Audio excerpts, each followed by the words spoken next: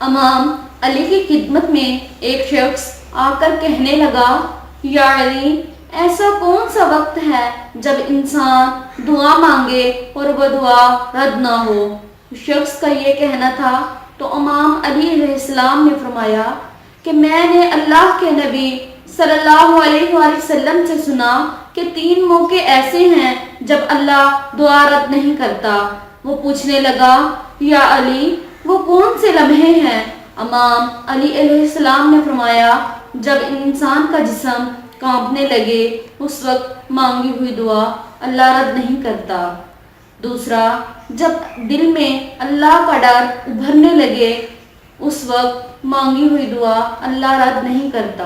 اور تیسرا، جب انسان کی آنکھیں نم ہو جائیں اس وقت مانگی ہوئی دعا اللہ تبارک و تعالیٰ کبھی رد نہیں کرتا۔